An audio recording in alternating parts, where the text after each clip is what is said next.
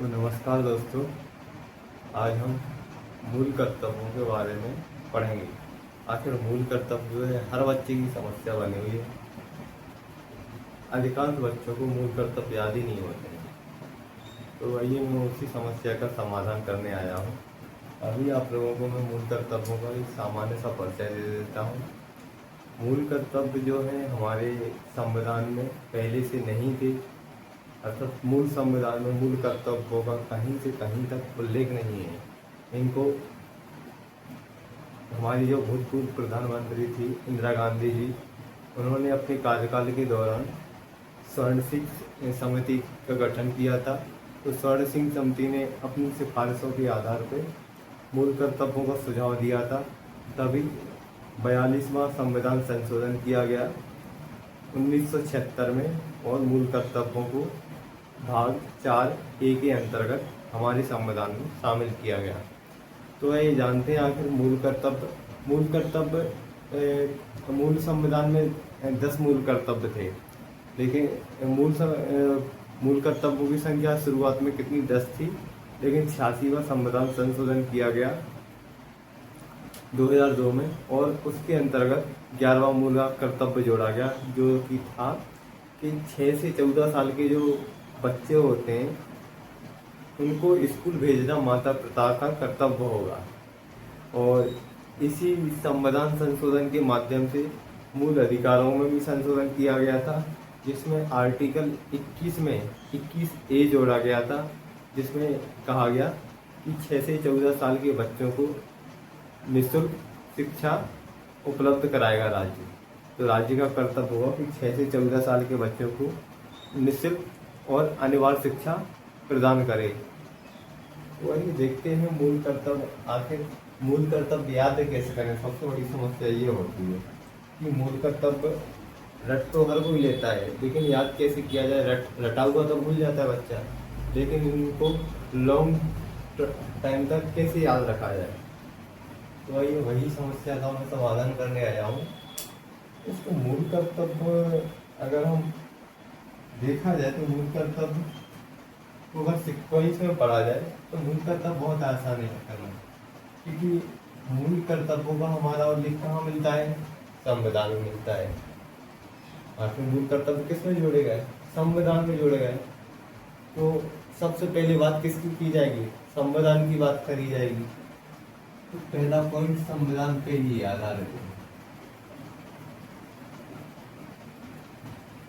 पहला जो मूल कर्तव्य वो संविधान का ही है कि संविधान का पालन करें, उसके आदर्शों, उसकी संस्थाओं का सम्मान करें, राष्ट्र ध्वज और राष्ट्रगान का सम्मान करें। तो संविधान में कहा गया है संविधान का पालन करें, ठीक है। अब संविधान के उच्च आदर्श कौन कौन से हैं? तो उच्च आदर्शों की बात करें जैसे समानता हुआ, स्वतंत्रता हुआ, भातृत्व की भावना हो गया, न्याय होगा। तो ये सभी जो हमारे जो आदर्श हैं जो कि प्रस्तावना में उल्लेखित हैं, हम इन सभी उच्च आदर्शों का सम्मान करें। और जो संस्थाएं, संवैधानिक संस्थाएं, जिन संस्थाओं का उल्लेख संविधान में किया गया है, जिनसे आखिर हमारा लोकतंत्र संचालित होता है, जैसे राष्ट्रपति का पद हो गया, न्यायपालिका हो गई, संसद हो गई, विधायिका हो गई। से न्यायपालिका अगर कोई डिसीजन देती है तो उसका सम्मान करें। तो यही जो संवैधानिक संस्थाओं का पालन करें और राष्ट्र ध्वज और राष्ट्रगान का सम्मान करें। तो पहला मूल कर्तव्य हमारा यही है। पहला मूल कर्तव्य कहाँ से जाएगा? संविधान से जाएगा, ठीक है। अब दूसरा मूल कर्तव्य कैसे याद होगा? तो दूसरा मूल कर्तव्य भी बहुत आसान है याद करना कि मूल कर्तव्य जोड़े गए संविधान में। तो पहला तो संविधान से उठा लिया उन्होंने। दूसरा मूल कर्तव्य आखिर संविधान को लागू कौन ने किया था? तो संविधान को लागू करने वाले जो हमारे संविधान निर्माता थे, जिन्होंने हमारे संविधान को तैयार करा था, तो उन्हीं की बात की गई है दूसरे मूल कर्तव्य में, नहीं? तो उसमें कहा गया है कि स्वतंत्रता आंदोलन को प्रेरित करने वाले कुछ आदर्शों को अपने हृदय में संजोए रखें। स्वतंत्रता आंदोलन, क्योंकि संविधान निर्माता जो थे स्वतंत्रता आंदोलन के दौर से वही गुजरे थे, तो उन्हीं के पास अनुभव था कि स्वतंत्रता आंदोलन के दौरान उनने किन समस्याओं का सामना किया था, उन्हीं समस्याओं का समाधान एक तरह से आदर्श के रूप में हमारे संविधान में रखा गया है। नहीं? तो दूसरा हो जाएगा, एक तरह से मैं नेता लिख देता हूँ, ये आपको याद करने में आसान रहेगा। पहला मूल कर्तव्य तो हमारे संविधान से जुड़ा हुआ है और दूसरा मूल कर्तव्य उसके नेताओं से जुड़ा हुआ है। अगर तीसरे की बात करें तो तीसरा भारत से, अब संविधान हो गया, संविधान को लागू करने किया नेताओं ने किया, आखिर किसका संविधान था? तो भारत का संविधान था। तो इसे लिंक करके पढ़ोगे आप तो आराम से आपको याद हो जाएंगे, दिक्कत ही नहीं आएगी, है कि नहीं? तो भारत की बात करी जाए, भारत की संप्रभुता, एकता, अखंडता को अक्षुण्ण बनाए रखें। अब देखें कि भारत की संप्रभुता क्या होती है। तो संप्रभुता का मतलब ये होता है कि भारत जो है अपने आंतरिक और बाह्य मामलों में पूरी तरह से स्वतंत्र निर्णय लेने के लिए, और कोई भी बाहरी शक्ति उसके निर्णयों में हस्तक्षेप नहीं कर सकती है। तो संप्रभुता का मतलब ये होता है। तो भारत की संप्रभुता, एकता और अखंडता। अब दोस्तों एकता अखंडता, एक अखंडता का मतलब क्या होता है? खंड खंड ना होना, मतलब भारत का बंटवारा ना हो, जैसे धन के आधार पर बंटवारा ना हो, जाति के आधार पर बंटवारा हो, वर्ग के आधार पर बंटवारा ना हो। तो भारत को एक रखने की, एकजुट रखने की बात की गई है। इसलिए कहा गया कि भारत की संप्रभुता तो कहाँ, मतलब बाहरी शक्तियों के मामले में संप्रभुता हो जाती है। जो बाहरी शक्तियाँ हैं उनसे पूरी तरह से आज़ाद है अपने निर्णय लेने के लिए। वो भारत के आंतरिक मामलों में और बाह्य मामलों में किसी प्रकार का कोई भी हस्तक्षेप नहीं कर सकती है। और अभी भारत के नागरिकों के लिए बात की गई है, भारत की एकता और अखंडता को अक्षुण्ण बनाए रखें। ठीक है। अब भारत से ही चौथा मूल कर्तव्य आपके देश से जुड़ा हुआ है। भारत क्या है? हमारा देश ही तो है ना? देश की रक्षा करें, देश की रक्षा करें और आह्वान किए जाने पर देश की सेवा करें। ठीक, तो ये हमारा चौथा मूल कर्तव्य हो जाता है। और अगर पांचवा मूल कर्तव्य हम देखें, पांचवें मूल कर्तव्य के लिए हमको देश के अंदर आना पड़ेगा। तो पहले मैं रिकॉल करा देता हूँ आपको। पहला मूल कर्तव्य हमारा कहाँ से उठा लिया गया? संविधान से डायरेक्ट, क्योंकि मूल कर्तव्यों का उल्लेख हमारे संविधान में किया गया है, इसलिए उन्होंने पहला मूल कर्तव्य संविधान से उठा लिया कि संविधान की पालना करें, उसके आदर्शों, उसकी संस्थाओं, राष्ट्रगान और राष्ट्रगीत का पालन करें। और दूसरा उन्होंने नेताओं से उठा लिया कि स्वतंत्रता आंदोलन को प्रेरित करने वाले उच्च आदर्शों को अपने हृदय में संजो के रखें। और तीसरा उन्होंने मूल कर्तव्य कहाँ से उठा लिया? संविधान हो गया, संविधान को बनाने वाले नेता हो गए। आखिर संविधान किसका है? हमारे भारत का है। तो भारत की बात की जाएगी, भारत की एकता, अखंडता और संप्रभुता को अक्षुण्ण बनाए रखें। भारत क्या है? देश है। और देश की बात की जाएगी, देश की रक्षा करें और आह्वान किए जाने पर देश की सेवा करें। और पांचवें मूल कर्तव्य के लिए अब हम देश के अंदर आ जाते हैं। तो देश के अंदर क्या होगा? देश के लोगों के बीच भाईचारे की भावना हो, समरसता की भावना हो। समरसता क्या होती है? आखिर सभी लोग समान रस की अनुभूति करें। समरसता का मतलब होता है समान रस की अनुभूति करें। जैसे क्या होता है, हमारा देश कभी धर्म के आधार पर कभी बांटने की कोशिश की जाती है, जातियों के आधार पर बांटने की कोशिश की जाती है, वर्ग के आधार पर बांटने की कोशिश की जाती है। तो ऐसा नहीं है, हमें एक रहना होगा, क्योंकि विविधता में एकता ही तो हमारी संस्कृति है। तो जैसे अगर दूसरे धर्म का त्यौहार है, तो अगर वो अपने आनंद की अनुभूति कर रहे हैं तो हम भी उसकी आनंद की अनुभूति करें उनके त्यौहार में, तो हमारे त्यौहार में वो भी आनंद की अनुभूति करें। तो यही समान रस की भावना की बात करी हुई है।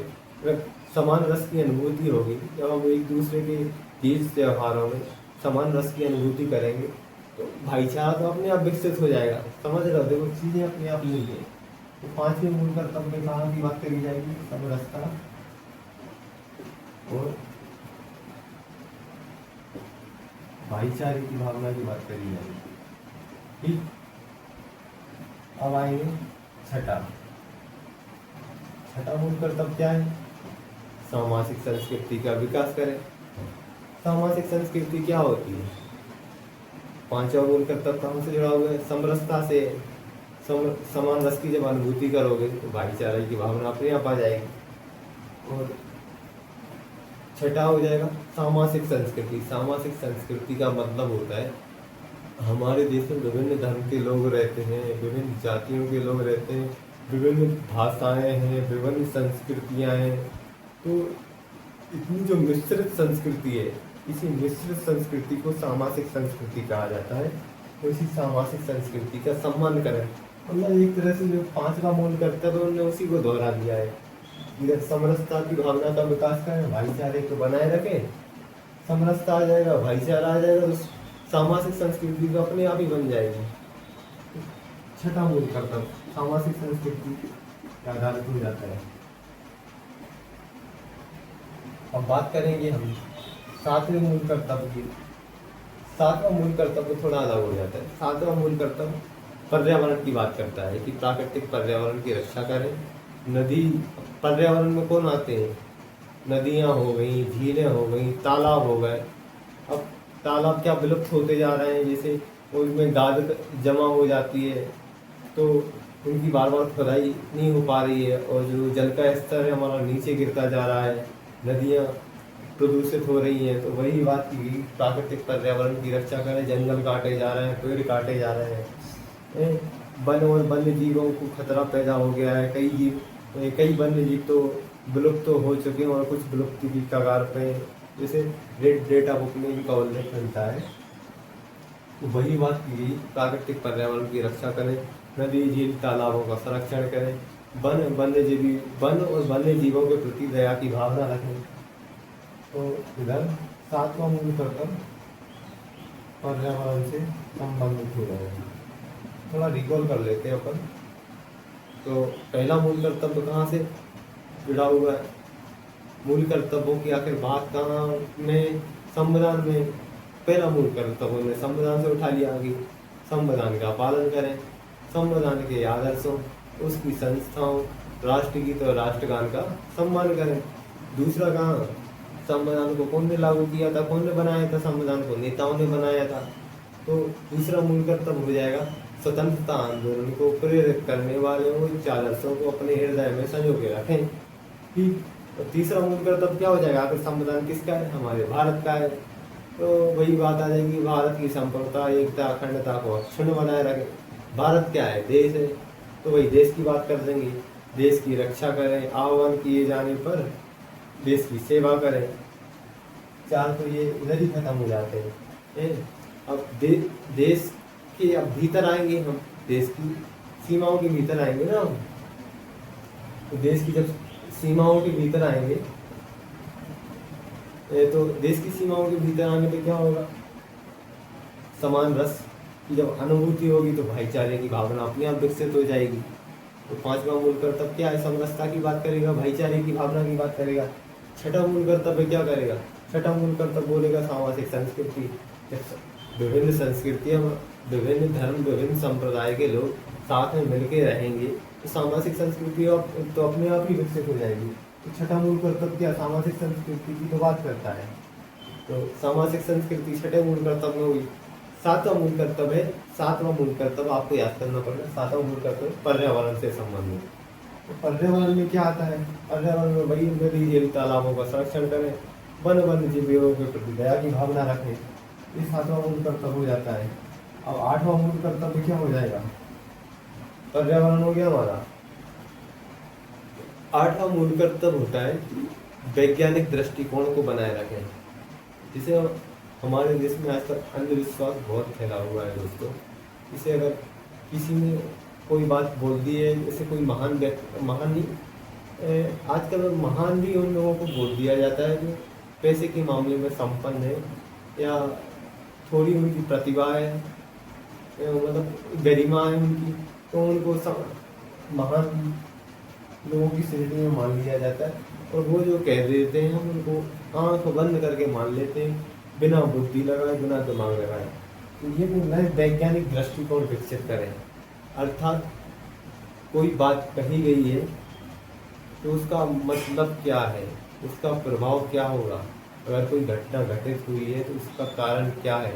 अगर कोई काम होता है तो उसके पीछे कुछ ना कुछ कारण होता है, वो कारण जानने की कोशिश करें आपको।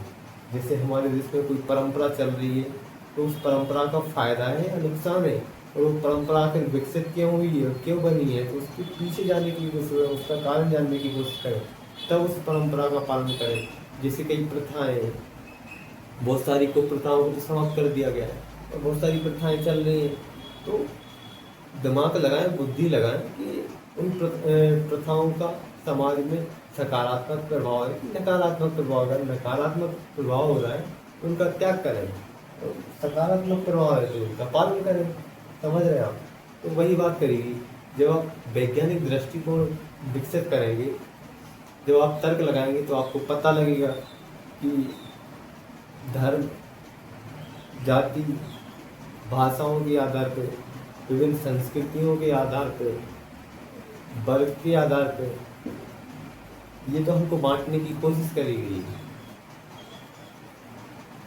जबकि देखा जाए तो सभी एक है, सभी मानव है। जब आपको इस बात का ज्ञान होगा तो आप में मानववाद की भावना विकसित हो जाएगी। मानववाद का मतलब यही होता है कि सबसे पहले हम मानव हैं। धर्म, जाति, संप्रदाय ये सब बाद में बने हैं। पृथ्वी पे सबसे पहले मानव आया था, इंसान आया था। तो वही मानववाद की बात करेगा। 8वां मूल कर्तव्य, जब आप वैज्ञानिक दृष्टिकोण बना लोगे, क्या है वैज्ञानिक दृष्टिकोण विकसित हो जाएगा आपके भीतर, तो मानववाद की भावना अपने आप आ जाएगी आपके अंदर। जब मानववाद की भावना आ जाएगी तो ज्ञानी तो आप वैसे ही हो जाओगे। जब आप मानववाद को समझ गए हो, वैज्ञानिक दृष्टिकोण आ गया आप में, तो ज्ञानी तो आप वैसे ही हो गए हो। ज्ञानार्जन वही बात करी गई है, देखो ये करी होगी। हाँ, ये है वैज्ञानिक दृष्टिकोण, मानव ज्ञानार्जन। जब आप ज्ञान को अर्जन करने लग जाओगे तो ऑटोमेटिक अपनी चीज़ों में सुधार करने लग जाओगे। जो जो रूढ़ियाँ हैं, जो कुप्रथाएं हैं, उनको ख़त्म करते जाओगे अपने भीतर से। तो सुधार की भावना अपने आप आपके भीतर विकसित हो जाएगी। ज्ञान अर्जन की ओर आप आगे बढ़ने लग जाओगे। तो वही 8वें मूल कर्तव्य में बात करी गई है। 7वां मूल कर्तव्य क्या है, पर्यावरण से संबंधित है। और 8वां मूल कर्तव्य वैज्ञानिक दृष्टिकोण विकसित करें। और जो 9वां मूल कर्तव्य हो जाता है, 9वां मूल कर्तव्य जो होता है वो ये बोलता है कि सार्वजनिक संपत्ति की रक्षा करें। सार्वजनिक संपत्ति क्या होता है, देश की जो संपत्ति होती है। जैसे कभी कभी आंदोलन होते हैं, बसों को जला दिया जाता है, रेल की पटरियों को उखाड़ दिया जाता है, कभी कभी हड़तालें होती हैं।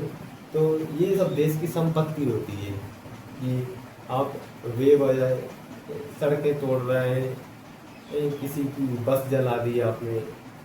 कभी कभी ऐसा होता है कि कहीं पुलिया बन रही हो, ब्रिज बन रहा हो, तो उसका गिट्टी सीमेंटी चोरी करके ले जाए, उसके शरीर चोरी करके ले जाए। तो ये देश की संपत्ति को नुकसान ना पहुंचाए, यही बात कर रहे हैं कि सार्वजनिक संपत्ति की रक्षा करें दोस्तों। और जो 10वां मूल कर्तव्य हो जाएगा, 10वां मूल कर्तव्य क्या बोलता है, 10वां मूल कर्तव्य बोलेगा अपने व्यक्तिगत और सामूहिक गतिविधियों में हमेशा उत्कर्ष की ओर बढ़े, एक्सीलेंस की ओर बढ़े, हमेशा अपना बेस्ट देने की कोशिश करें। 10वां मूल कर्तव्य यही बोलेगा। 7वां मूल कर्तव्य पर्यावरण की बात करेगा। 8वां मूल कर्तव्य वैज्ञानिक दृष्टिकोण की बात करेगा। और 9वां मूल कर्तव्य जो है, 7वां मूल कर्तव्य क्या की बात करेगा, पर्यावरण का संरक्षण करें। तो पर्यावरण का संरक्षण हो जाएगा तो वैज्ञानिक दृष्टिकोण विकसित करेंगे। तो 8वां मूल कर्तव्य वैज्ञानिक दृष्टिकोण। और 9वां मूल कर्तव्य सार्वजनिक संपत्ति। ऐसे देखो 9वां 10वां तो रिलेट ही है। सार्वजनिक संपत्ति की रक्षा करें और सार्वजनिक साथ से स्टार्ट हो रहा है, तो अगर सार्वजनिक संपत्ति की रक्षा करें इधर हो जाता है सामूहिक गतिविधि। और व्यक्तिगत और सामूहिक गतिविधियों में उत्कर्ष की ओर में बढ़े, हमेशा एक्सीलेंस की ओर बढ़े। और 11वां तो मैंने आपको बता ही दिया था, कि 6 से 14 साल के बच्चों को पढ़ाना माता पिता का कर्तव्य होगा। तो देखो इसको 86वां संविधान संशोधन 2002 के माध्यम से जोड़ा गया था। तो एक बार बोल कर आ देते हैं आपको, ठीक। इसके बाद अपनी क्लास को खत्म करेंगे।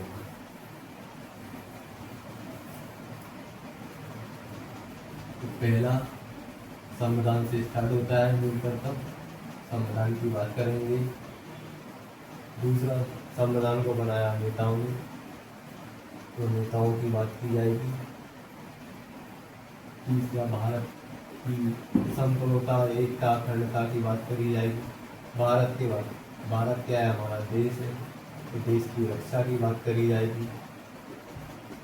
पांचवा अगर देश के हम भीतर जाएंगे तो लोगों के बीच क्या है, देश के लोगों के बीच समरसता और भाईचारे की भावना की बात करी जाएगी, ठीक।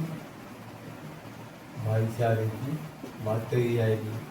और जब समान रस की अनुभूति करेंगे, भाईचारा विकसित हो जाएगा, तो सामाजिक संस्कृति तो अपने आप फलने फूलने लग जाएगी, ठीक। सामाजिक संस्कृति अपने आप फलने फूलने लग जाएगी। उसके बाद 7वां मूल कर्तव्य हो जाएगा, सामाजिक संस्कृति विकसित होएगी।